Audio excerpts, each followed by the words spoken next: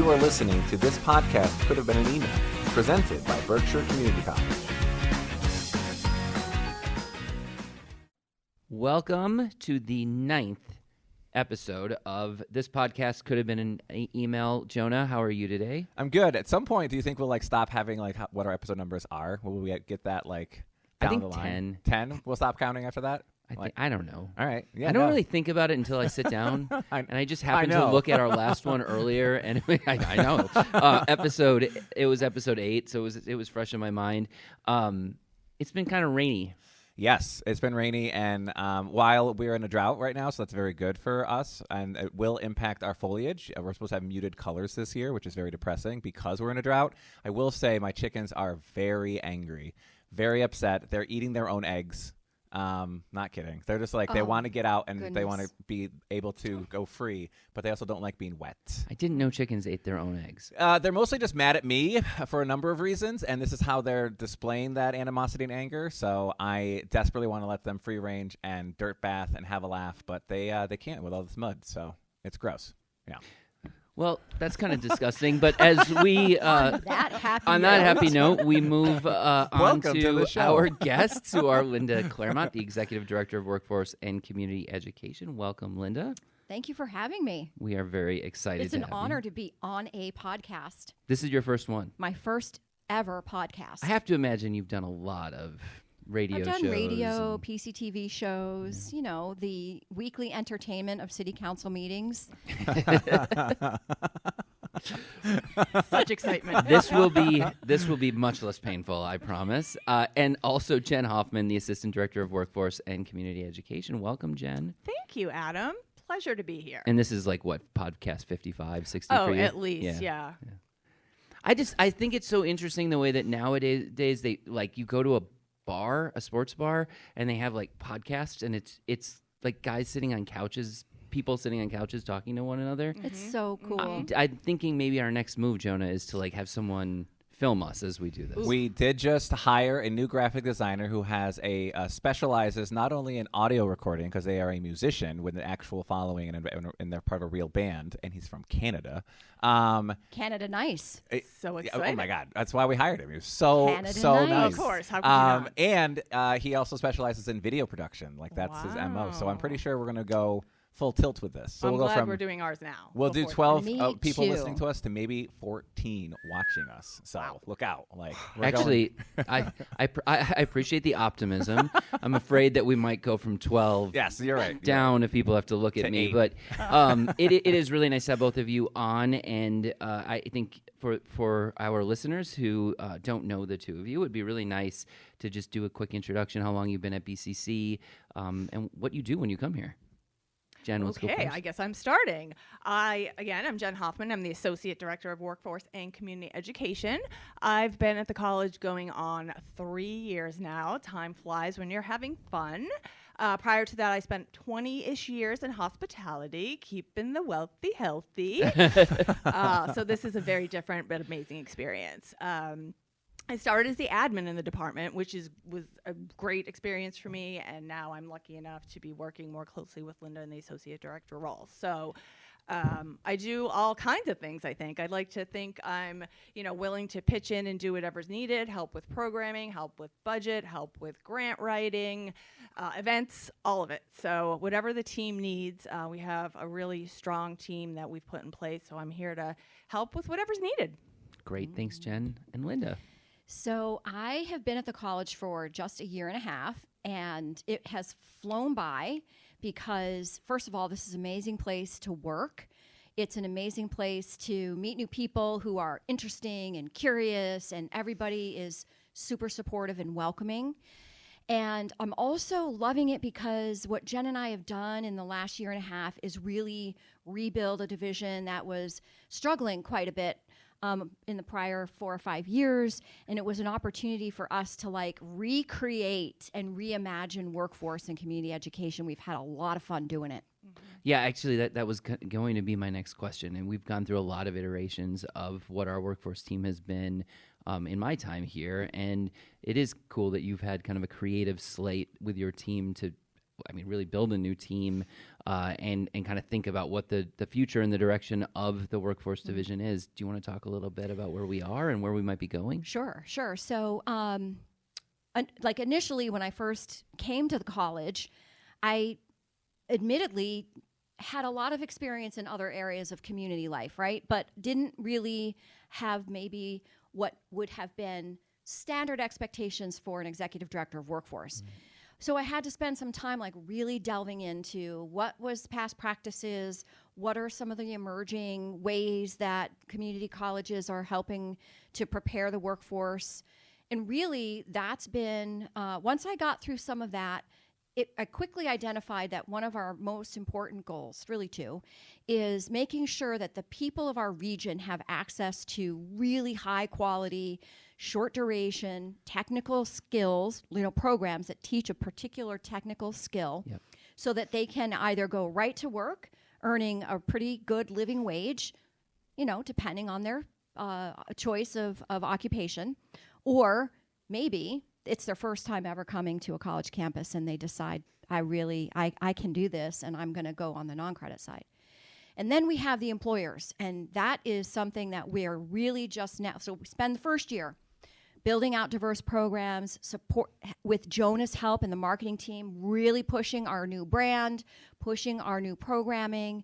Our enrollments for this year are up 100%, wow, which is so phenomenal. That's It has really been great. an absolute team effort to make that happen. And But we have a Jen- new team, a very Right. full new team for the first time, which is incredible and has been a huge factor in letting Linda and I do more of that employer outreach, some of that higher level stuff. Because it's the first time we've had a full team, and we have 3 program managers now, an admin assistant, Anna Suffish, who does our ESOL and is just incredible, and community education manager as well. So I think we just need to pause for 1 second and just acknowledge that that's a 100% up. Yeah. Right? Yeah. I don't think we give ourselves enough credit. I don't think we've even celebrated that enough. I through- hadn't heard that before Yeah, now. That's exactly. really Yeah, impressive. we were looking at our enrollment data, fall 2024 to fall 2025, and we had I don't have the exact numbers in front of me, but let's just say 58 students last fall. This fall we have 108 students. So 116 even.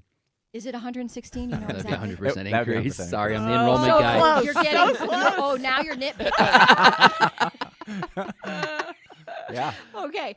But anyway, I think it speaks to the quality of the programs, the diversity of the programs we're offering, the marketing and outreach that we've been able to do with Jonah's team, and the program managers really, diving in and feeling a passion for the work that they're doing.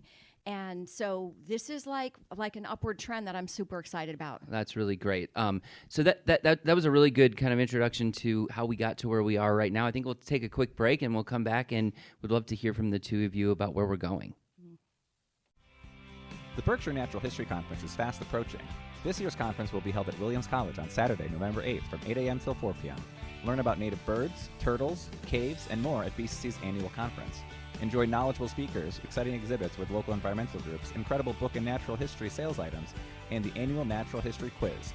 And most likely, and terrifyingly, there'll probably be snakes involved. Register at berkshirecc.edu/BNHC today. All right, welcome back. Thank you for sticking through our first segment. I know that one of the things that we're going to highlight in our commercials this time is the Harvest Run, which I'm going to run. You are? I am. I'm running a 5K on Sunday here as well. And typically that's not something that's a big deal to me, a 5K, but I am dreading it. Really? Yeah. So last week I did the Lee Founders Day 1 mile race, and it was my first time running competitively since I was 14 years old at cross country at Taconic. How'd it go? I ran with my husband, and I pushed him, and we did really, really well for waking up and just doing it, and with no stretching and no prep and anything. But I stopped running competitively because I'm incredibly competitive. Yeah. And now I'm obsessed. And so boy. it's bad. I'm not going to do the Harvest Run, though, because I don't do trail running. It's so much harder. The Harvest Run course is really hard. Yeah, it's and brutal. you have to do it twice. Oh. And there are 2 just outrageous hills that you have to run up that I actually, even when I'm in good shape. I remember I ran a marathon and then ran the Harvest Run a couple of weeks later. And you'd think after running 26.2 miles, 3 miles would be nothing. it's really hard. But listen, folks, definitely register and run this race. It is. I will say the Harvest Run, the 4th of July 5K here in the Berkshires is like a magical and super fun thing to do because like everyone's there and people are cheering for you. The Harvest Run is my second favorite one. There's like all this food that's happening. There's generally a Halloween kind of theme. It's for a really good cause for a nursing program.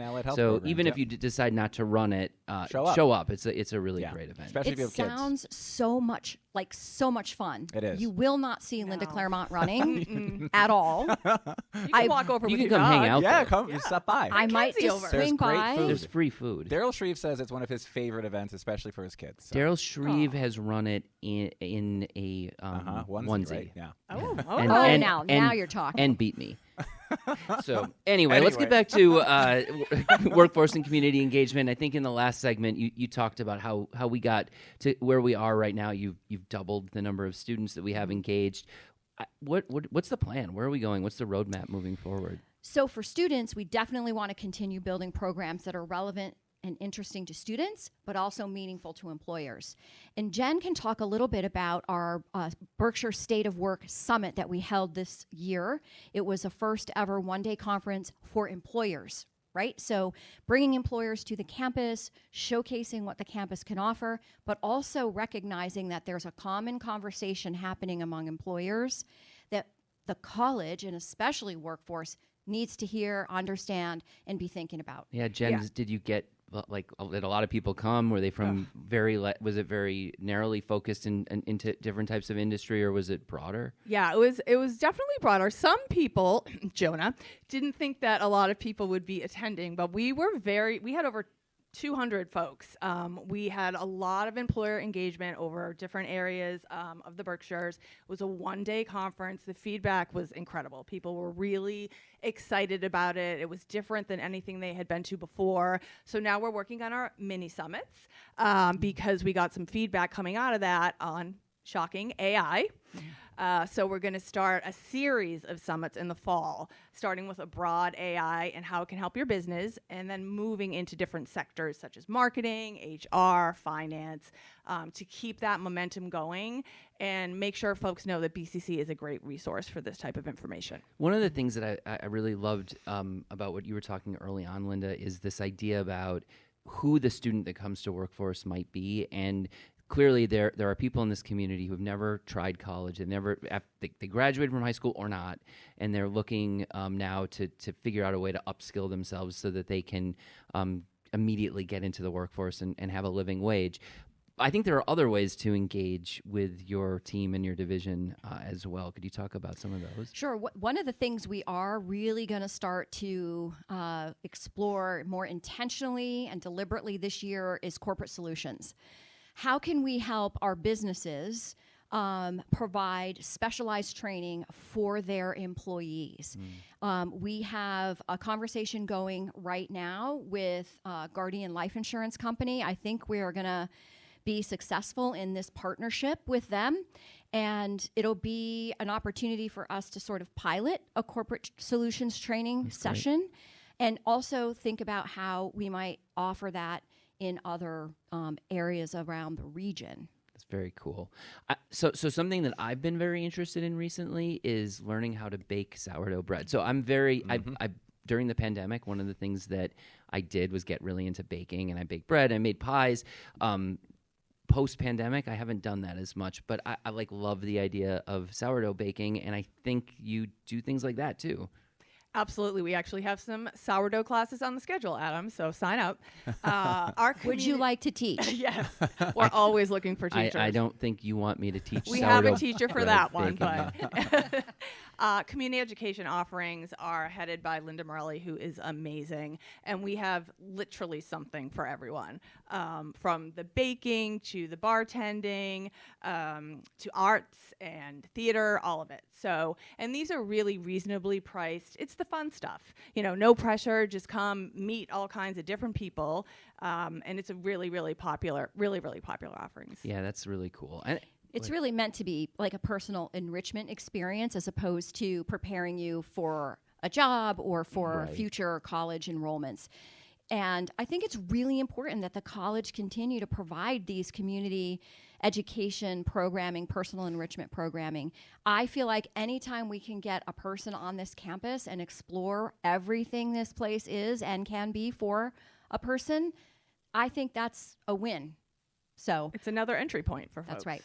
Yeah, and this is a data point that's pretty old, but at one point in time, I know that in Texas, the number one place that people went after graduating from college was to the University of Texas to get a graduate program from all the public Texas institutions. Number two was going after a bachelor's degree, going to a community college to get a certificate or some sort of workforce training, because you get your major in philosophy or in music, and that's great, and it prepares you as a well-rounded person to a lot of different things. But sometimes you need that technical experience, and I like the idea of education being vertical, not just one direction, but that people with PhDs may come to Berkshire Community College because they want to learn how to act in a community play. Absolutely. And I also think that one of our untapped but also essential areas to focus on are our new neighbors, the new immigrants who have arrived, who may have a college degree from their home country in something, very employable, but need some assistance from Berkshire Community College to be able to transition that particular skill into a workplace here in the region or around the United States. I think that's an opportunity for workforce also. Yeah, that's great. I think that brings us to the end of this segment, and when we come back, we'll get to know Jen and Linda on a personal level a little bit more. You're listening to this podcast could have been an email from Berkshire Community College. Did you know the Harvest Run, which is an annual fundraiser hosted by Integritas Healthcare and supported by the BCC Foundation, raises funds for the nursing, health, and wellness programs at BCC? The race is taking place on Saturday, November 1st at Berkshire Community College, and it'll include a community 5K and the Fun and Food in Patterson. The fun starts at 8:30 a.m. Learn more at berkshirecc.edu/harvestrun. And welcome back. At the end of the last segment, I talked about getting to know Linda and Jen better. We will do that, I promise. Don't go away. But I do think it's important that we talk about the trades and what's going on in your division around trade development. So clearly we have identified that in the state of Massachusetts, including Berkshire County, there is a labor shortage for the skilled trades. And so community colleges around the Commonwealth have started to think about how can we provide that kind of training, fill that labor gap, but also give people access to a skill that has much more than a livable wage as you move through your experiences. So we've been exploring the trades. And Jen, do you want to talk about our HVAC electricians, where we are with those two things? Yeah, our most recent success, I would say, was an event we had earlier this week here at the college, an electricians awareness event. So we had about 20 individuals, and it was spanning young women, men, people of color. It was amazing to see young people, old people. It was amazing to see the mix of individuals in the room. We had some amazing folks from Kamali Electric here giving all kinds of incredible information to folks, really validating what we thought we already knew, that this is something that's of interest in this county, and we're really looking forward to trying to get these programs stood up. Electricians is a little complicated, but we'll get there. HVAC, we should be starting soon in the not too distant future. So that's something else that we're planning on getting up and have tons of interest in that too. CDL is another one I want to mention that we're working towards. We have 70 people on our waiting list right now for Just in CDL. case someone doesn't know what CDL is. Commercial driver's license, so driving big trucks, buses, all that. So 70 people on our list right now. So that's something else we're hoping to get in the works. And soon. we were just awarded a grant to be able to provide 3 sessions of CDL training in the next year. So stay tuned for those details. Our HVAC grant is starting to launch now. So BCC is going to build an HVAC lab, and we're going to open up enrollment for 2 cohorts of training in HVAC and heat pump, because it has to have a clean energy, rightfully so, component to it. And we might also be able to provide incumbent training. So HVAC technicians who are currently in the field, who need an upskill in how to install heat pumps. So stay tuned for more details on that too. Could a prerequisite for the folks in the HVAC program be to install AC on the second floor of field for us who work there, right? Let's give them that. Yes. Let's give them That's that the as their First order of project. business. Just say we could have really used it last summer. Yes. And the three of us know that very Agree. well. The SBA lounge is my office was up on the second Oh, yeah, floor yeah, field for a while, but the SBA lounge also can be warm. It so gets humid in the I think SBA this- lounge. I think yeah. that this HVAC It's perfect. program seems like a really good idea. We've got For an BCC alone. Yeah. instantaneous job opportunity. That's right. I heard that there's an interesting question to ask specifically to Linda, but I'm going to ask both of you this question. What is your irrational fear? I will say, to give you a second to talk, I had an answer to this for a long time, which was dogs. And now I have a dog, and I'm much less afraid of dogs in general than I was most of my life. Yeah, dogs are definitely not my irrational fear. No, you I love dogs. love dogs. But my irrational fear is like waking up in the dark of night from a sound sleep and having someone in your house who's going to murder you, right? Like there's a murder involved. And I mean, this doesn't sound irrational. If That that sounds quite happened, that rational. seems What like did a you do in legitimate fear. preparation for this? but event? Oh, that's okay, that- okay. hold on, because Wait, there's more. I mean, if somebody showed up in my house in the dark trying to murder me, I think it's legitimate to be that's afraid. very rational. everyone's afraid of that. Yeah. Let's just let's acknowledge it. Everyone's afraid of that. But the irrational part of this is that I am really afraid of the crime scene photos. So I want my house to be really tidy. Before I go to bed, I clean up the dishes, I fold the blankets, I neaten up the house. Ellen and Lizzie, if you ever listen to this podcast, this is a really good. Ellen and Lizzie are my daughters. This is really good lifelong lesson for you. Just think. You're not. This is again not irrational. You should keep your house tidy for this reason, if for nothing else. I'm just saying, like, I know that my murder will end up on some true crime television show, and they're going to splash those crime scene photos all across the screen. And you don't want to be judged. No, Someone's hell going to be no. looking at your kitchen sink, and they're going to say, "Wow, there's a cup in there." That's what they'll be They're gonna be looking like, at. they didn't even put their groceries Right? away. Those dishes. I don't find this irrational at all. I now have this fear.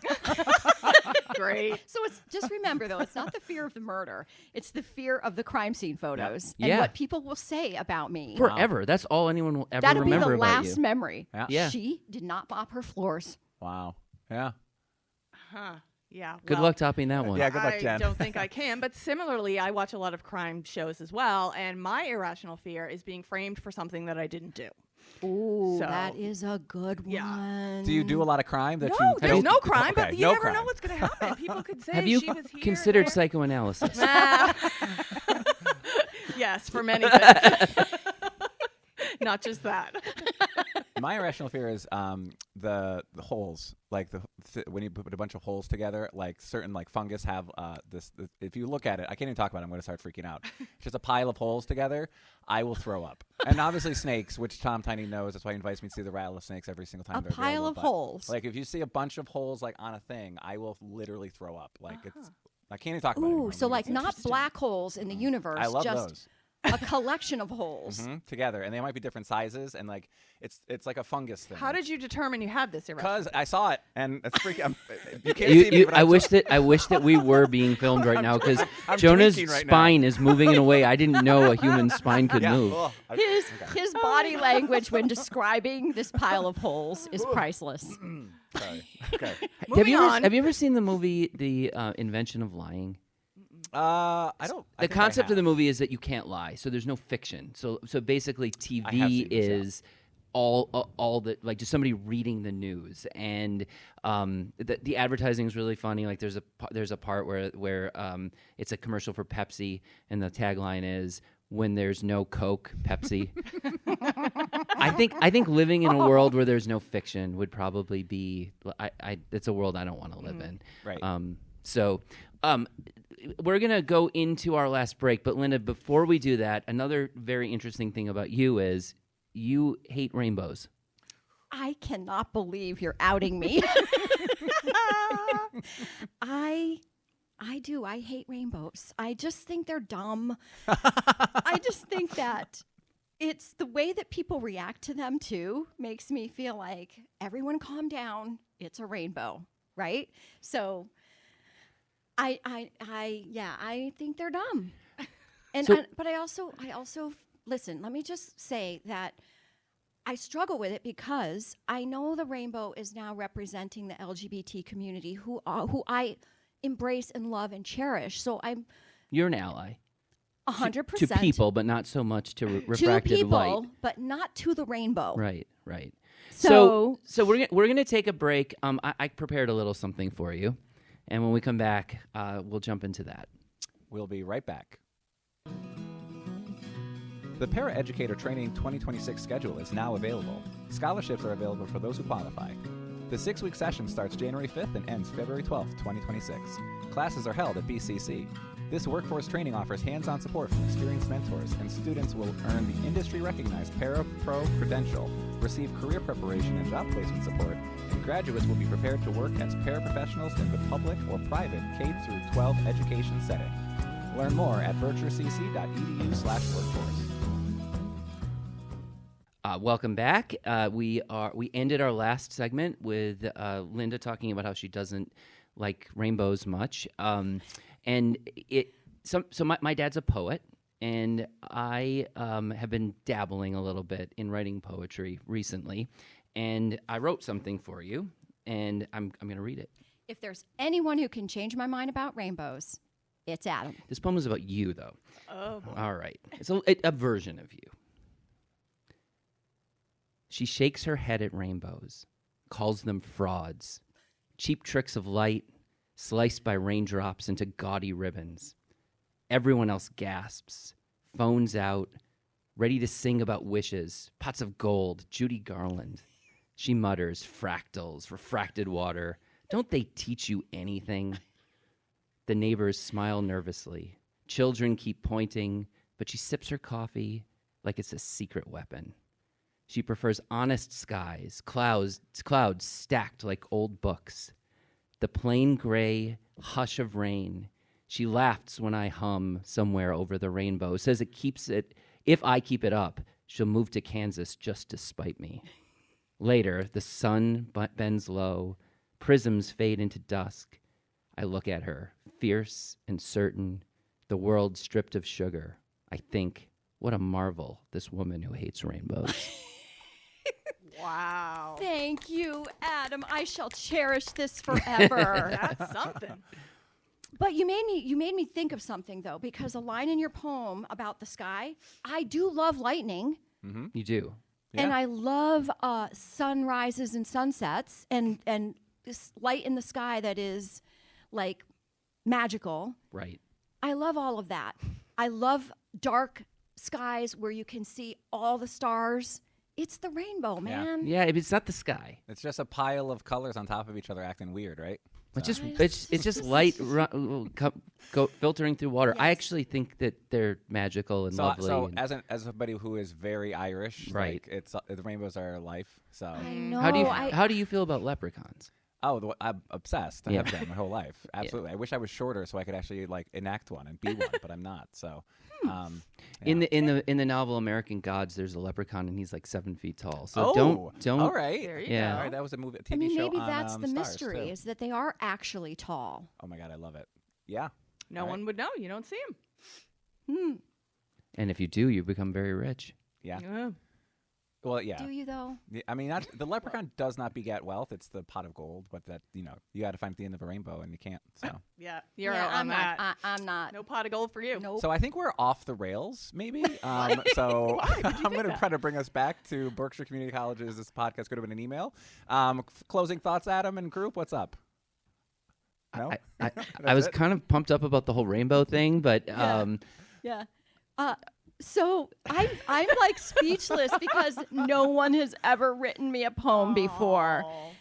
You're so sweet. I just find your dislike of rainbows to be magical. I think that we we're very, very pleased to have the two of you on our podcast. I think that what your team is doing with Workforce is really impressive. I know from talking to Lori Gordy, the connections and the synergy between for-credit and non-credit are at least being strategically thought about in a way that I haven't felt in my entire career, honestly. I mean, I've been working in higher ed for, I won't say how long, but I think I think we're in a really good place, and I think Linda, you're kind of uniquely positioned to talk about the promise of the Berkshires and what we can be, and would love maybe to kind of just have you take us out here, thinking about just having spent so much time serving this community.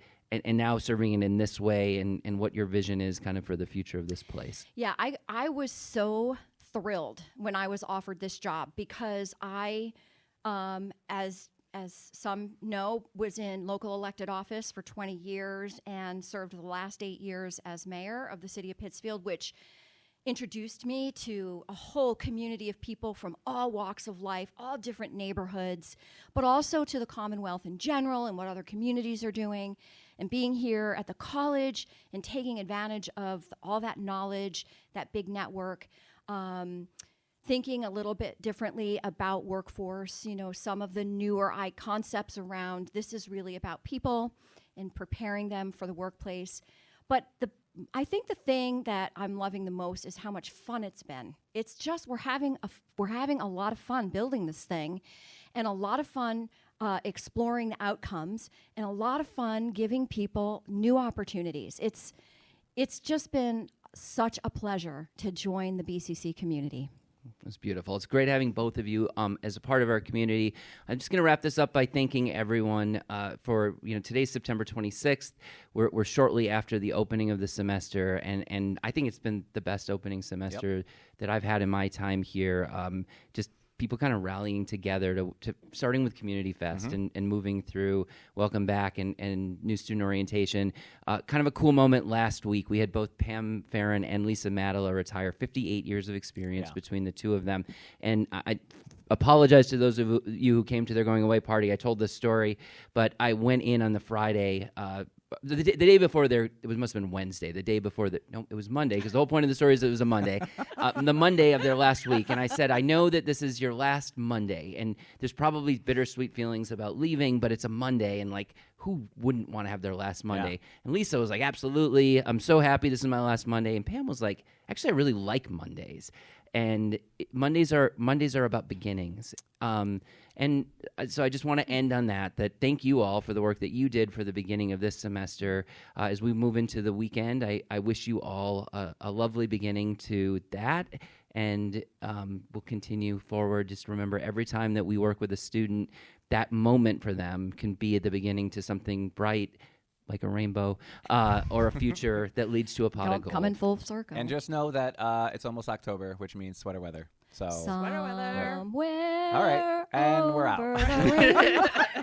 Thank you all very much for listening to this podcast. Could have been an email from Berkshire Community College.